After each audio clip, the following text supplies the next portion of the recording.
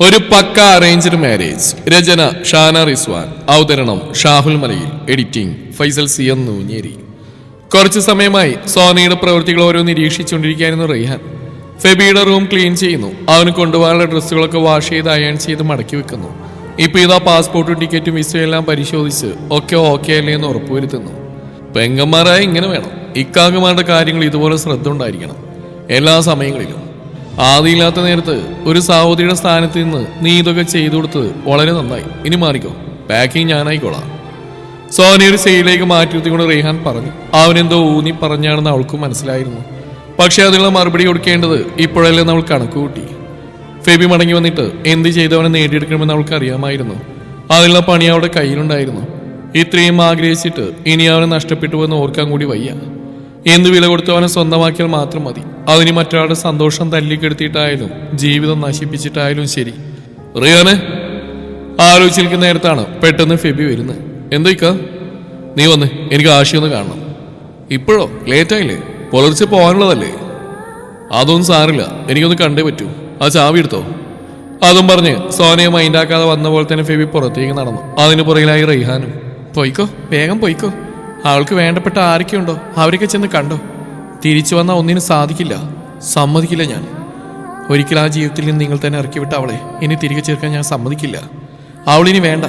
അവളുടെ സ്ഥാനത്ത് നിങ്ങൾക്കിനി ഞാൻ മതി, ഈ സോന മതി. ഇപ്പോൾ ജീവനല്ലേ ആദി.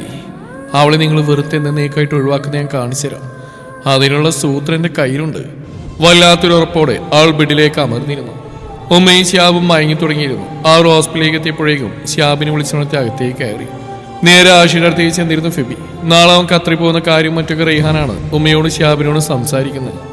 ആഷി മരുന്നുകളുടെ ഉപയോഗം അവനെ തളർത്തിയിട്ടുണ്ടാകുമെന്നറിയാം. എന്നാലൊന്നും സംസാരിക്കാതെ പോകാൻ സാധിക്കുന്നില്ല ഫെബിക്ക്. ആഷി കണ്ണൂർക്കടാ, എന്നൊരു കാര്യം പറയേണ്ടത് നിന്നോട്. അവനുടനെ നിലനേണ്ടതും ഫെബി വീണ്ടും വിളിച്ചുകൊണ്ടിരുന്നു. ആഷിയുടെ കണ്ണുകൾ മെല്ലെ ചലിച്ച് തുറന്നു വന്നു. ഫെബിയാണ് വിളിച്ചതെന്നറിഞ്ഞ് അവനൊന്ന് മിഴിച്ചു നോക്കി. ഉറക്കം തടസ്സപ്പെട്ടോ നിനക്ക്? സോറി, നിന്നോടൊരു വാക്കുമിണ്ടാ പോകാൻ കഴിയുന്നില്ല എനിക്ക്. എൻ്റെ ജീവിതവും സന്തോഷമൊക്കെ ഇനി നിന്റെ കൈകളാണല്ലോ. മിഴികൾ നിറച്ച് പറയുന്ന ഫെബിയെ തന്നെ മിഴിച്ചു നോക്കി അവൻ. നാളെ പുലർച്ചെ ഞാൻ ഖത്തറിലേക്ക് പോവാ, ഒരുപാട് വേദനകളോടെ. ആദി, അവൾ ഇന്ന് എന്നോടൊപ്പമില്ല. അകന്നിരിക്കാൻ തുടങ്ങിയിട്ട് നാളുകളായി. കാലിതി ചതിച്ചടാ. നീ അറിഞ്ഞില്ലല്ലോ, ബെഡ്റൂമിൽ കയറിയതും അവൾ ഉപദ്രവിച്ചതും ഒരു തെറ്റിദ്ധാരണ പുറത്ത് ആൾ വീട്ടിൽ നിന്ന് പുറത്താക്കിയതൊന്നും നീ അറിഞ്ഞില്ലല്ലോ അല്ലേ? അവനായിരുന്നു മറിഞ്ഞെന്ന് അവൾ കത്തുകൾ എഴുതിക്കൊണ്ടിരുന്നത്. ആഷി ഞെട്ടി ഫെബിയെ തന്നെ ശ്രദ്ധിക്കാൻ തുടങ്ങി. പറ്റിപ്പോയ തെറ്റിന് മാപ്പ് പറഞ്ഞ് അവൾ തിരികെ കൊണ്ടുവരാൻ ഞാൻ തയ്യാറാണ്. പക്ഷെ അവൾ കൂട്ടാക്കുന്നില്ല. എല്ലാം നിനക്കറിയാന്നാ പറയുന്നത്. ആ ലെറ്ററിൻ്റെ കാര്യം നീ അവളും ചേർന്ന് അവളുടെ മറുപടി എഴുതെന്ന് പറയുന്നു. എനിക്കൊന്നും അറിയില്ല, അറിയാൻ വേണ്ട. അവൾ തിരിച്ചു വന്നാൽ മാത്രം മതി. നിന്നെ ടെൻഷനാക്കാനല്ല ഞാൻ ഇത്രയും പറഞ്ഞു, മറിച്ച് ആത്മവിശ്വാസം കൈവരിച്ച് ഈ കിടപ്പിൽ നിന്ന് പെട്ടെന്ന് എഴുന്നേൽക്കാനാ. എന്നിട്ട് വേണം ഞങ്ങൾക്ക് ഒരുമിച്ച് പഴയതുപോലെ തുടരാൻ. പറഞ്ഞിരുത്തി ഫെബി എഴുന്നേറ്റ്. എവിടേക്കോ തൊട്ടും തൊടാതെ അവൻ പറഞ്ഞ ആ വാക്കിൽ കേട്ട് ആഷിക്ക് കുറച്ചെന്തൊക്കെയോ മനസ്സിലായി. ബാക്കി ഉത്തരം കിട്ടാത്ത ചോദ്യങ്ങളെ അവൻ്റെ മനസ്സിൽ തന്നെ അങ്ങനെ കിടന്നു. അവിടുന്ന് ഉമ്മയോട് യാത്ര പറഞ്ഞ് ശ്യാബിനൊന്നും ഇറങ്ങിപ്പോണതിന് ശേഷം അവരിറങ്ങി. റിയാൻ, പോകുന്നതിന് മുന്നേ എനിക്ക് ഫെബിക്ക് ഒന്ന് കാണണം. ഉറക്കത്തിലേക്ക് വഴുതി വീഴുമ്പോഴാണ് ആദി വിളിക്കുന്നു, ഇങ്ങനൊരു കാര്യം ആവശ്യപ്പെടുന്നു. എന്താണേ ഈ നട്ടപ്പാതിരി കാണോ ഓരോ വെളിപാട് നിൽക്കുന്നത്? ഇങ്ങോട്ട് വരണോ നിനക്ക്? അവരോടൊപ്പം നിൽക്കണോ? ഉറക്കത്തിന്റെ ആലസ്യം മാറാതെ റെയ്ഹാൻ ചോദിച്ചു. വേണ്ട, അതൊന്നും വേണ്ട. പോകുന്നതിന് മുന്നേ ദൂരെ എന്തെങ്കിലും നോക്കി കണ്ടാൽ മതി. ഞാൻ എയർപോർട്ടിലേക്ക് വന്നോട്ടെ, ഇക്കറിയണ്ട. ആ സംസാര രീതി കേട്ടാൽ അറിയാം അവൾ സങ്കടത്തിലാണെന്ന്. പക്ഷെ ആദ്യം എയർപോർട്ടിലേക്ക് ഒത്തിരി ദൂരെ അവിടുന്ന്. റോഡ് മോശം. ഈ ടൈമിൽ ലോങ് ട്രാവലിംഗ് റിസ്ക് അല്ലേ? അതൊന്നും എനിക്കറിയില്ല, കാരണം കണ്ടേ പറ്റൂ. അവളുടെ തൊണ്ടയിലൊരു പിടുത്തനുഭവപ്പെട്ടു. കരച്ചിലായി ഇവിടെ. എപ്പോൾ തുടങ്ങിയെന്നറിയോ? നീ വീട്ടിൽ നിന്ന് പോയത് മുതൽ കണ്ണുമുഖം വീർത്തി എട്ടിയിട്ടുണ്ട്. ഈ നേരം വരെ ഒരു വക വായിലേക്ക് വെച്ചിട്ടില്ല. ഇരുന്നിട്ടോ കിടന്നിട്ടോ ഇല്ല. സമാധാനമില്ല അവൾക്ക്. ഇക്കെ കാണുന്നതന്നെ പറയുന്നത്. ഞാൻ എന്തൊക്കെയോ പറഞ്ഞ് ആശ്വസിപ്പിച്ച് നോക്കി, ഒന്നും ഏശുന്നില്ല. ആദ്യയുടെ കയ്യിൽ നിന്നും ഫോൺ വാങ്ങി ഒറ്റ ശ്വാസത്തിൽ പറഞ്ഞു നിർത്തി അഫ്ര. അവനും ദീർഘമായി നിശ്വസിച്ചു. ഫോൺ അവളുടെ കൈ കൊടുത്തേ. അഫ്ര ഫോൺ ആദിക്ക് നേരെ നീട്ടി. കരച്ചിലടക്കി അവളത് വാങ്ങിച്ചു. ആദി, ഞാൻ വരാം, പരിഹാരം കാണാം. അവൻ പറഞ്ഞു. അവളുടെ കണ്ണുകളിൽ ആശ്വാസം. പോരെ? അവൾ സന്തോഷത്തോടെ തലയനക്കി. എന്നാ ശരി. കോള് കട്ട് ചെയ്തവൻ വേഗം നജീബിനെ വിളിച്ചു. ലാസ്റ്റ് റിംഗിൽ അവൻ അറ്റൻഡ് ചെയ്തു. എന്താടാ? എടാ, നീ കൃത്യം 4 ഇവിടെ എത്തണം കേട്ടോ. എനിക്ക് ചെറിയ കാര്യമുണ്ട്, ഞാൻ മുന്നേ പോകും. വരുമെന്ന് പറഞ്ഞാലടാ തെണ്ടി ഞാൻ. പിന്നെ എന്തിനാ വിളിച്ചേ? അവൻ കിടന്ന് പല്ലിറുമി. ഉറക്കം പോയതിന്റെ ദേഷ്യമാണെന്ന് അറിയാനും മനസ്സിലായി. ഒന്നുകൂടെ ഓർമ്മിപ്പിച്ചാടാ, നീ മറന്നാലോന്ന് എഴുതി ചോറി ഇവനെ കൊണ്ട്. കോളേട്ടി നജീബ് വീണ്ടും ഉറക്കത്തിലേക്ക് വീണു. ആദ്യം ഓർത്ത് റെയ്ഹാനും പിന്നെ സമാധാനം ഉണ്ടായില്ല. അവൻ എഴുന്നേറ്റ് ഫെബിയുടെ അടുത്തേക്ക് ചെന്നു. ചാരി വെച്ചിരുന്ന ഡോർ പതിയെ തുറന്നു. ബെഡിൽ അവനെ കാണാനില്ല. ആരന്റെ വിളിച്ചതിൽ അവിടെ ആകൊന്ന് കണ്ണോടിച്ചു. റൂമിൽ നിന്ന് മനസ്സിലായി ബാത്റൂമും പുറത്തുനിന്ന് ലോക്കാണ്. വെളിയിലേക്ക് തന്നെ ഇറങ്ങി നേരെ ബാൽക്കണിയിലേക്ക് വിട്ടു. അവന്റെ സ്ഥിരം കുറ്റി അവിടെയാണ്. ഡോറ് തുറന്നു കിടക്കുന്നുണ്ട്. ഊഹം തെറ്റിയില്ല. മീൻ ബാഗിൽ ആകാശവും നോക്കി എന്തോ ചിന്തിച്ചിരിപ്പാണ്. റെയ്യാൻ ചെന്ന് ആ തോളിൽ കൈവച്ചു. അവൻ പെട്ടെന്ന് തിരിഞ്ഞു നോക്കി. ഉറങ്ങിയില്ലേ ചോദിച്ചുകൊണ്ട് അവൻ ഊഞ്ഞാലിലേക്ക് ഇരുന്നു. ഉറക്കം പോയിട്ട് കണ്ണടക്കാൻ പറ്റുന്നില്ല. ആദ്യാ എൻ്റെ ഉള്ള മുഴുവൻ അവളെക്കുറിച്ചുള്ള ചിന്തകളാണ്. ഞാനൊരു സാധാരണ മനുഷ്യനല്ലേ. അങ്ങനെ ഒരു സാഹചര്യത്തിൽ തെറ്റുപറ്റിപ്പോയി. എനിക്ക് മാപ്പ് പറഞ്ഞില്ലടാ, തിരികെ വിളിച്ചില്ലേ. എന്നിട്ട് അവളെന്ന് തന്നെ മനസ്സിലാക്കാത്തത്. എന്നെയും വേറെ പെണ്ണിനെയാണെങ്കിലോ അങ്ങനെ അവസ്ഥയിൽ അവൾ കാണുന്നു. എന്തിനു പറയുന്നു? സോനയായിരുന്നെങ്കിലോ എന്നെ അവൾ വിശ്വസിക്കായിരുന്നോ? ഞാൻ പറയുന്നത് സമ്മതിച്ചു തരുമായിരുന്നോ? സങ്കടം കൊണ്ട് പിടിച്ചു വെച്ച കണ്ണിനീരാവിൽ നിന്നും പുറത്തേക്ക് ഒഴുകി. അവൻ പറഞ്ഞ് ശരിയാണെന്ന് റെയ്ഹാനും തോന്നി. അവൻ ഊഞ്ഞാലിൽ നിന്നിറങ്ങി ഫെബിക്കരികിൽ ചമ്രം പടിഞ്ഞിരുന്നു. എന്നിട്ട് അവന് സമാധാനം നൽകുന്ന രീതിയിൽ കാര്യങ്ങൾ സംസാരിക്കാൻ തുടങ്ങി. റെയ്ഹാൻ 1 മണിക്കൂർ മുന്നേ വീട്ടിൽ നിന്ന് ഇറങ്ങി അഫ്രയുടെ വീട്ടിലേക്ക് ചെന്നു. അപ്പോഴേക്കും അവർ രണ്ടുപേർ റെഡിയായി ഫ്രണ്ടിലേക്ക് ഇറങ്ങി നിൽക്കുന്നുണ്ടായിരുന്നു. അവൻ വണ്ടി ഓഫ് ചെയ്യാതെ തന്നെ തിരിച്ചു നിർത്തി. അഫ്ര വേഗം ചെന്ന് പിന്നീട് ഡോർ തുറന്നു. ആദ്യം എതിർത്തു. വേണ്ട, നീ ഫ്രണ്ടിൽ കയറിക്കോ, എനിക്കൊന്ന് കിടക്കണം തോന്നി, എവിടെയാ നല്ലത്. ആദ്യം പറഞ്ഞു. അവൾ റെയ്ഹാനെ നോക്കി. വന്ന് കയറിക്കുമെന്ന് അവൻ മിഴികൾ കൊണ്ട് സമ്മതം നൽകി. അഫ്ര ചെന്ന് മുന്നിൽ കയറിയിരുന്നു. ആദ്യം പുറകിലും. അപ്പോൾ തന്നെ വണ്ടി നീങ്ങി തുടങ്ങി. ആ ഒരു എയർപോർട്ടിലെത്തി. 20 മിനിറ്റിന് ശേഷമാണ് നജീബും ഫെബിയും വരുന്നത്. അതിനു മുന്നേ തന്നെ ആദ്യം ഇറങ്ങിയൊരിടത്തേക്ക് മാറിന്നിരുന്നു. അവരെ കണ്ടതും റെയ്ഹാൻ അടുത്തേക്ക് ചെന്നു. എല്ലാം ഓക്കെ അല്ലേ എന്ന് ഒരിക്കൽ കൂടി ഉറപ്പുവരുത്തി. റെയ്ഹാനെയും നജീബിനെയും ഒന്ന് ഹഗ് ചെയ്ത് അവരോട് യാത്രയും പറഞ്ഞ് ഫെബി അകത്തേക്ക് കയറി. ആ കാഴ്ച കണ്ടു നിൽക്കെ ആദിയുടെ കണ്ണുകൾ പെരുമഴ പോലെ പെയ്തിറങ്ങി. കരച്ചിൽ ചീളുകൾ പുറത്തേക്ക് വന്നു. ആൾ വായ അമർത്തി പൊത്തിപ്പിടിച്ചു. ഫെബി നടക്കുന്നതിനൊപ്പം ആദ്യ ആ തൂണിന് മറവിൽ നിന്ന് നടന്നു തുടങ്ങി. അവൻ ഇമിഗ്രേഷൻ എത്തിയപ്പോഴേക്കും അവൾ വരാന്തയിലേക്ക് കയറിയെന്ന് ഗ്ലാസ്സിലൂടെ അവൻ തന്നെ നോക്കിക്കൊണ്ടിരിക്കുകയായിരുന്നു. ക്യൂവിൽ നിൽക്കുന്നതിനിടയിൽ ഫോണിൽ നിന്നും തലയുയർത്തി അവനും തിരിഞ്ഞു നോക്കി. കണ്ടു തന്നെയും നോക്കി വേദനയോടെ നിൽക്കുന്നവളെ. ആ ഭാഗം തന്നെ മൈൻഡാക്കിയില്ല. റെയ്ഹാനും നജീബിനും കൈവീശി കാണിച്ച് മുന്നോട്ട് തന്നെ തിരിഞ്ഞു. നിറഞ്ഞു വന്ന മിഴികൾ അമർത്തി തുടച്ചു. ചുണ്ടുകൾ കടിച്ചു പിടിച്ച് വിതുമ്പരടക്കി. ഒന്നുകൂടി ആദ്യം നോക്കണമെന്ന് ഹൃദയമല്ലാതെ കൊതിക്കുന്നുണ്ട്. എങ്കിലും ക്ഷമിച്ചു നിന്നു. അങ്ങനെ ഒരാൾ അവിടെ ഉള്ളതായി ഭാവിക്കരുതെന്ന് റെയ്ഹാൻ പ്രത്യേകം പറഞ്ഞതാണ്. ഇമിഗ്രേഷൻ ക്ലിയറായി ബോർഡിംഗ് പാസും കിട്ടി. മുകളിലേക്ക് കയറിപ്പോതിന് മുന്നേ ഇടം കണ്ണാലെ ഒന്നുകൂടി ആദ്യം നോക്കി. വേദനയോടെ അവൻ ലിഫ്റ്റിലേക്ക് കയറി. ആദ്യം ഓർത്ത് ഇന്നലെ രാത്രി സങ്കടപ്പെട്ടുകൊണ്ട് ബാൽക്കണിയിൽ നിൽക്കുന്ന നേരത്താണ് റെയ്ഹാൻ കയറി വരുന്നത്. അവനോട് സംസാരിച്ച് ഉള്ളിലുള്ള വേദനകൾ മുഴുവൻ പങ്കുവെക്കുമ്പോഴാണ് പോകുന്നതിന് മുന്നേ നിനക്ക് ആദ്യം കാണുമെന്നൊരു ചോദ്യം ചോദിക്കുന്നത്. വേണ്ടിയിരുന്നു, പക്ഷെ അവൾ അനുവദിക്കില്ലല്ലോ എന്ന് പറഞ്ഞപ്പോൾ നിന്നെ കാണാൻ അവൾ എയർപോർട്ടിലേക്ക് വരുന്നുണ്ട് നാളെ എന്ന് പറഞ്ഞു. എന്റെ കണ്ണുകൾ വിടർന്നു വന്നു. അത് കണ്ടും കുറച്ചു മുന്നേ ആദ്യം വിളിച്ചതും കരഞ്ഞോട് സംസാരിച്ചുള്ള റെയ്ഹാൻ വിശദീകരിച്ചു. കേട്ടപ്പോൾ എന്തെന്നില്ലാത്ത സന്തോഷമായിരുന്നു, ആശ്വാസമായിരുന്നു.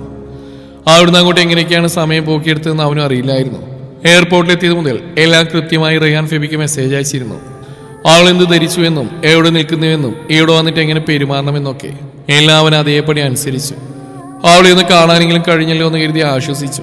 മുന്നോട്ടുള്ള ഓരോ ചുവടുകൾ വെക്കുമ്പോഴും അവളുടെ മിഴികൾ പെയ്തിറങ്ങുന്ന പോലെ അവന്റെ മിഴികളും കണ്ണുനീർ പൊഴിക്കുകയായിരുന്നു. നീ ഒരു വാക്ക് പറഞ്ഞാൽ മതി, വിസയും ടിക്കറ്റും വലിച്ചേറി ഇപ്പൊ ഇറങ്ങിയവരവൻ തിരിച്ചു വിളിക്കടയാൻ. റെയ്ഹാൻ പ്രതീക്ഷയോടെ ആദിയുടെ മുഖത്തേക്ക് നോക്കി. വേണ്ട, പോയി വരട്ടെ. കൂടുതലൊന്നും പറയാൻ വയ്യായിരുന്നു അവൾക്ക്. അവന്റെ അരികിൽ നിന്നും മാറി കാറിനടുത്തേക്ക് നടന്നു. നജീബ് കാണുന്നുണ്ടായിരുന്നല്ല. ആദ്യം ചെന്ന് സംസാരിക്കാനും ഫെബിയെ തിരികെ വിളിക്കാൻ പറയാനും ഒക്കെ തോന്നിയെങ്കിലും എന്തോന്ന് അവനെ തടഞ്ഞു നിർത്തി. പിന്നീട് അവിടെ നിന്നില്ല. റെയ്ഹാനോട് പറഞ്ഞ് വണ്ടിയും എടുത്ത് പോയി. റെയ്ഹാൻ അഫ്രയെയും ആദ്യം കൊണ്ട് വീട്ടിലേക്കും തിരിച്ചു. ഫെബി ഫ്ലൈറ്റിനെ ലക്ഷ്യം വെച്ച് മുന്നോട്ട് തന്നെ.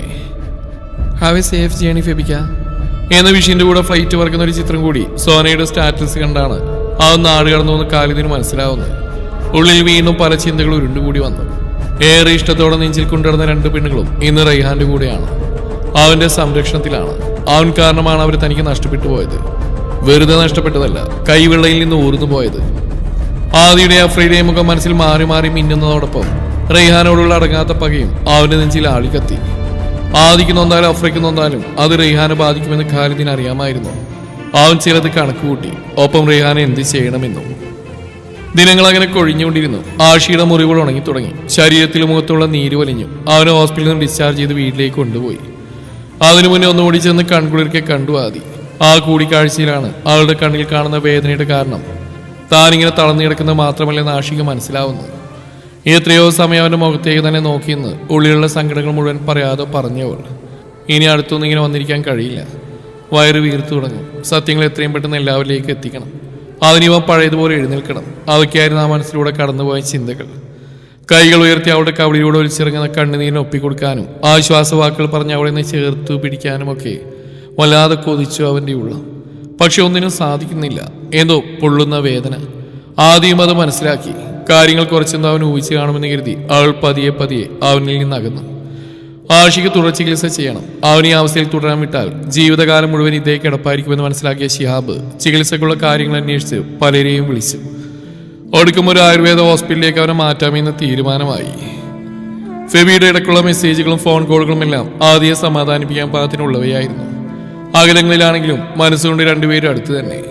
സോന എപ്പോഴും മെസ്സേജ് അയക്കുകയും വിളിക്കുകയും ചെയ്തുകൊണ്ടിരിക്കും ഫെബിയെ. ആദ്യമൊക്കെ ഇടയ്ക്ക് ഓരോ മറുപടി കൊടുക്കുമായിരുന്നെങ്കിലും പിന്നീട് അവന് വലിയ ശല്യമായി തോന്നി. അവളുടെ ഭാഗമേ ശ്രദ്ധിക്കാതെയായി. എപ്പോഴും തിരക്കാണെന്ന് പറഞ്ഞൊഴി. എന്നാലോ ഏതു നേരം വാട്സാപ്പിൽ ഉണ്ടാവുകയും ചെയ്യും. അപ്പോഴേക്ക് ആദ്യം കാണും ഓൺലൈനിൽ. അവൾക്ക് കാര്യം മനസ്സിലായി. കുശുമ്പ് നിറഞ്ഞ ആ മനസ്സിൽ എന്തിനെന്നില്ലാതെ ദേഷ്യം വരാൻ തുടങ്ങി. എങ്കിലും അവൻ്റെ ഉമ്മാക്കും ഉപ്പാക്കും മുന്നിൽ നല്ലവളാകണമല്ലോ. അതിനുവേണ്ടി എപ്പോഴും അവരുടെ കാര്യങ്ങൾ ചെയ്തു കൊടുത്തുകൊണ്ട് അവരെ ചുറ്റിപ്പറ്റി തന്നെ നിൽക്കും. പക്ഷെ ഒക്കെ വെറുതെ ആയിരുന്നു. ഫെബി പോയതും തന്നെ ഉമ്മയെയും ഉപ്പയെയും വിളിച്ചറിയാൻ കാര്യങ്ങളുടെ ഏകദേശ ധാരണ കൊടുത്തിട്ടുണ്ട്. മാമൻ എന്തൊക്കെ പറഞ്ഞാലും സോനയുമായിട്ടുള്ള ഫെബിയുടെ വിവാഹത്തിന് സമ്മതിച്ചു കൊടുക്കിയതെന്നും അവൻ ഊന്നി പറഞ്ഞിട്ടുണ്ട്. അവർക്ക് രണ്ടുപേർക്കും സോനയേക്കാൾ ഒരുപിടി ഇഷ്ടം കൂടുതൽ ആദ്യയോട് തന്നെയായിരുന്നു. മരുമകളായിട്ടല്ല, മോളായിട്ട് തന്നെയാണ് അവളെ കണ്ടത്. അതുകൊണ്ട് ഫെബിക്ക് പ്രോബ്ലം ഇല്ലാത്ത കാരണം ആദ്യം മടക്കി കൊണ്ടുവരണമെന്ന് തന്നെയായിരുന്നു അവരുടെ ആഗ്രഹവും. 5-ാം മാസത്തിലെ സ്കാനിങ്ങിന് വേണ്ടി ആദ്യം കൊണ്ട് പോയതായിരുന്നു റെയ്ഹാൻ. ആളുടെ റൂമിന് മുന്നിൽ വെയിറ്റ് ചെയ്യുമ്പോഴാണ് പെട്ടെന്ന് ഫോൺ റിങ് ചെയ്യുന്നത്. പോക്കറ്റിൽ നിന്ന് വലിച്ചൂരി ആരെയും നോക്കുമ്പോൾ പരിചയമില്ലാത്ത നമ്പറാണ്. അറ്റൻഡ് ചെയ്ത് കാതിനോട് അടുപ്പിച്ചതും മറുതലക്കിൽ നിന്ന് ശബ്ദമുയർന്നിരുന്നു. ഹലോ റെയ്ഹാൻകെ അല്ലേ? ഞാൻ ഫെബിക്കാനൊരു സുഹൃത്തിൻ്റെ അനിയനാ. ഫെബിക്ക പറഞ്ഞിട്ട് വിളിക്കുക, ഒരു സഹായത്തിനാ. ഞങ്ങൾ ഫാമിലിയായിട്ട് യാത്ര ചെയ്തുകൊണ്ടിരിക്കുമ്പോൾ പെട്ടെന്നൊരു ആക്സിഡന്റ്. ഇപ്പോൾ ഹോസ്പിറ്റലാണ്. ആരുടെയൊക്കെ കാരണോണ്ട് ഇവിടെ എത്തി. പക്ഷേ തുടർ ചികിത്സക്ക് പണം വേണം. 4-5 ആളുകൾക്ക് ഒരുമിച്ച് ചികിത്സിക്കാനുള്ള അത്രയും പൈസ ഒന്നും ഇപ്പോൾ കയ്യില്ല. സംസാരിക്കാനെങ്കിലും പറ്റാവുന്ന അവസ്ഥയിലുള്ള ഞാൻ മാത്രവും. അപ്പോഴെനിക്ക് ഫെബിക്കാൻ ഓർമ്മ വന്ന് നിങ്ങളുടെ കുടുംബം ഒരുപാട് സഹായങ്ങൾ ചെയ്യുന്നവരാണെന്ന് ഇടയ്ക്കെപ്പോഴേക്ക് പറഞ്ഞൊരു ഓർമ്മയുണ്ടായിരുന്നു. വളരെ കഷ്ടപ്പെട്ട് ഫെബിക്കാനെ വാട്സാപ്പ് നമ്പർ കിട്ടി. മെസ്സേജ് അയച്ചപ്പോഴാണ് നാട്ടിൽ നിന്നറിയുന്നു. നിങ്ങളുടെ കാര്യം പറയുന്നു. ഒന്ന് വരാൻ പറ്റുമോ? MMCയിലാണ്. വേദനയോടെ, വളരെ സങ്കടത്തോടെ, അതിലേറെ പ്രതീക്ഷയോടെ അവൻ ചോദിക്കുന്ന കേട്ട് റെയ്യാനെ എന്ത് ചെയ്യണമെന്ന് അറിയാതെയായി. ആരും മറുപടി കൊടുക്കാൻ കഴിയാതെ ആശങ്കയോടെ ഇരുന്നു. എന്തി ചോദിക്കുന്നതോടൊപ്പം ആദ്യയുടെ കരങ്ങൾ റെയ്ഹാന്റെ കൈത്തണിൽ വന്ന് ചേർന്നു. അത് കോള് കെട്ടാക്കാതെ തന്നെ അവൻ എല്ലാ കാര്യങ്ങളോട് വിശദീകരിച്ചു. പോയിക്കോ, പെട്ടെന്ന് ചെല്ലി. എന്നെ ഓർക്കേ വേണ്ട. ഞാൻ അത്രയ്ക്ക് സീരിയസ് ആയിട്ട് നിൽക്കുന്നില്ലല്ലോ. എടി എന്നാലും ഒരെന്നാലും ഇല്ല. എന്നേക്കാൾ വലിയ ആവശ്യം അവർക്കാണ് നിന്നെ കൊണ്ട്. വേഗം പോവാൻ നോക്ക്. ഒരു നിമിഷത്തെ ആലോചനയ്ക്ക് ശേഷം ഞാനിപ്പോൾ വരാമെന്ന് പറഞ്ഞ് റെയ്യാൻ ഫോൺ കട്ട് ചെയ്തു. അവന് മനസ്സിലായിരുന്നു. എന്നിട്ടും ആദ്യം ഒന്ന് തള്ളിവിട്ടുകൊണ്ട് എഴുന്നേറ്റ് പോയി. ആ പോക്ക് നോക്കിയൊക്കെ അവളിൽ നിന്ന് നെടുവീർപ്പ് ഉതിർന്നിയാടി. ഒരു റെയ്ഹാനും 1000 മനുഷ്യന്മാരും. MMC ഹോസ്പിറ്റലിന് മുമ്പിലെത്തി നേരത്തെ വിളിച്ച നമ്പറിലേക്ക് ഒന്നുകൂടി വിളിച്ചു നോക്കി റെയ്ഹാൻ. സ്വിച്ച് ഓഫ് തന്നെ. വരുന്ന വഴിക്ക് 2 തവണ വിളിച്ചപ്പോഴും ഓഫായിരുന്നു. അവന് ടെൻഷൻ വർദ്ധിച്ചു. ആ പയ്യനും കൂടി ഇനി എന്തെങ്കിലും പറ്റിക്കാണോന്ന് ഓർത്തു. പെട്ടെന്ന് ഫെബിയുടെ വാട്സാപ്പിലേക്ക് കോൾ ചെയ്തു. ഹലോ.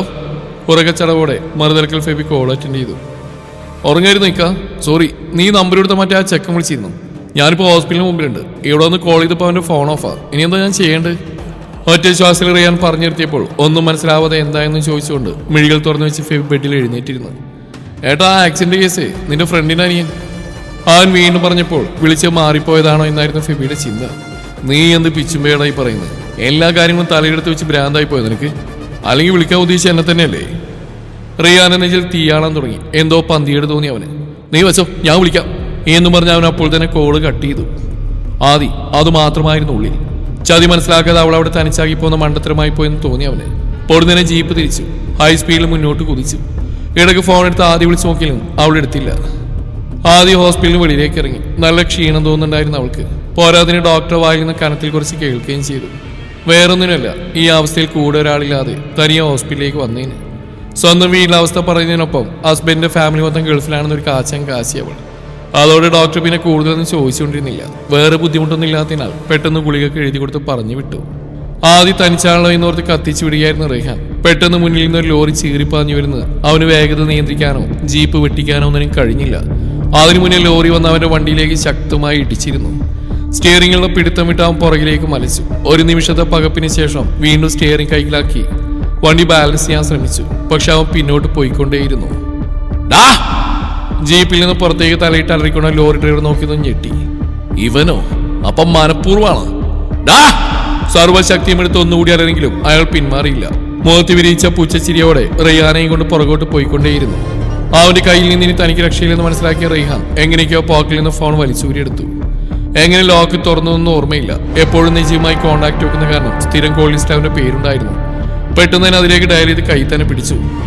Hello hello Raihan. അവന്റെ ശബ്ദത്തിന് പകരം മറ്റെന്തൊക്കെയോ കേൾക്കാൻ തുടങ്ങിയപ്പോൾ നജീബ് അവനെ ആവർത്തിച്ച് വിളിച്ചു. അപ്പോഴാണ് നജീബ് കോൾ അറ്റൻഡ് ചെയ്തെന്ന് റെയ്ഹാനും മനസ്സിലാക്കുന്നത്. Najeeb, I am in danger. കൊക്കയിലൊക്കെ പോയിക്കൊണ്ടിരിക്കുന്നത്. മരണം മുന്നിൽ കണ്ട അവസ്ഥ തിരിഞ്ഞോക്കി സ്വല്പം ഭയത്തോടെ പറഞ്ഞു അവൻ. പെട്ടെന്നുള്ള റെയ്ഹാന്റെ പറച്ചിലൊന്ന് പതറിപ്പോയി നജീബ്. ഒരു സെക്കൻഡ് നിശബ്ദയ്ക്ക് ശേഷം ഒരു അലർച്ചയായിരുന്നു അവൻ. ജംപ്! നജീബിന്റെ വായിൽ നിന്ന് ആ വാക്ക് പൂർണ്ണമായും പുറത്തേക്ക് വരുന്നതിന് മുന്നേ സർവ്വശക്തിയും എടുത്ത് റെയ്ഹാൻ പുറത്തേക്ക് ചാടിയിരുന്നു. അതോടൊപ്പം അവന്റെ ജീപ്പ് കൊക്കയുടെ ആഴങ്ങളിലേക്ക് മറിഞ്ഞു വീഴുകയും ചെയ്തു. റെയ്ഹാന്റെ നെഞ്ചും കൈകാലുകളും ശക്തിയായി നിലത്തടിച്ചു. അതൊന്നും കാര്യമാക്കാതെ പല്ലിളിച്ചുകൊണ്ട് അവൻ എഴുന്നേൽക്കാൻ ഒരു ശ്രമം നടത്തിയെങ്കിലും വിഫലമായി പോയി. ആ സമയം വെറുതെയാക്കാതെ ഒറ്റയടിക്ക് ലോറി തിരിച്ചയാൾ റെയ്ഹാൻ നേരെ പാഞ്ഞെടുത്തു. ഒരു നിമിഷം പോലും അമാദിച്ചു നിന്നില്ല. വേദന കടിച്ചമർത്തി സർവ്വശക്തിയും എടുത്തവൻ ഒറ്റയുരുളിന് മറുസൈഡിലെത്തി. കമിഴ്ന്നടിച്ച് കിടക്കുന്ന കിടപ്പിൽ തന്നെ തലയുയർത്തുന്ന പുറകിലേക്ക് നോക്കി. എന്തിനും തയ്യാറായി വീണ്ടും അയാൾ കൈകുത്തി വെച്ച ചെറിയൊരു പാറക്കലിന് മുകളായിരുന്നു. ഒന്നും നോക്കിയില്ല, എടുത്തൊരു ഇറങ്ങി വെച്ചു കൊടുത്തു. ലോറിയുടെ ഫ്രണ്ട് ഗ്ലാസ് പൊട്ടിയൊരു കഷ്ണം നിലംപതിച്ചു. ആ പ്രവൃത്തി ആളിൽ ഞെട്ടുണ്ടാക്കിയെന്ന് മനസ്സിലാക്കിയ റെയ്ഹാൻ നിലത്തുനിന്ന് കല്ലുകൾ വാരി പെറുക്കി തുരുതുരെ എറിയാൻ തുടങ്ങി. അതിൽ കുറച്ചെണ്ണം സ്വന്തം ശരീരത്തിൽ കൂടി വന്ന് കൊള്ളാൻ തുടങ്ങിയപ്പോൾ ലോറി ഉപേക്ഷിച്ച് അയാൾ ഇറങ്ങി ഓടി. നിന്നെ പിന്നെ എടുത്തോളാം, എന്റെ കൈ കിട്ടും നിന്നെ. ഓടുന്നയാൾ നോക്കി വിളിച്ചുപോയി അവൻ. അപ്പോഴാണ് ഫോൺ റിങ് കേൾക്കുന്നത്. പതുക്കെ എണീറ്റ് ചുറ്റിനും നോക്കിയപ്പോൾ കണ്ടു അല്പം മാറി അത് നിലത്തി കിടക്കുന്നു. ഒരു വിധത്തിൽ കാലുകൾ എടുത്തു വെച്ച് ഏന്തി അതിനടുത്ത് എത്തിയപ്പോഴേക്കും ഒരുപാട് തവണ ശബ്ദിച്ചു കഴിഞ്ഞിരുന്നു. ഒരു കൈ നടുവിന് കൊടുത്ത് പതുക്കെ കുനിഞ്ഞെടുത്ത് നോക്കിയപ്പോൾ ഡിസ്പ്ലേ പോയി കിടക്കുകയാണ്. ആകെയുള്ള സൗണ്ട് മാത്രം, വേറൊന്നും കാണാൻ പറ്റുന്നില്ല. ഫോൺ ഓഫ് ചെയ്ത് പോക്കറ്റിലെത്തിയിരിക്കാൻ പതിയെ മുന്നോട്ട് നടന്നു. പെട്ടെന്നാണ് ഒരു കാര്യം ഓർമ്മ വന്നത്. ജീപ്പ് അത്രയും ഇഷ്ടത്തോടെ ഒന്ന് വാങ്ങിയതായിരുന്നു. നിന്നെടുത്ത് തന്നെ ഏന്തി വലിഞ്ഞൊന്ന് കൊക്കയിലേക്ക് നോക്കി. എവിടെ കാണാൻ? പോട്ടെ, ജീവൻ തിരിച്ചിട്ടിയല്ലോ. ഓർത്തുകൊണ്ട് റോഡിലേക്ക് ഇറങ്ങി. അപ്പോഴേക്ക് ഏകദേശം ഊഹം വെച്ച് നജീബ് റെയ്ഹാൻ ലക്ഷ്യം വെച്ച് ഇറങ്ങിയിരുന്നു. തുടരും ഈ കഥയുടെ ബാക്കി ഭാഗം നാളെ ഇതേ സമയം.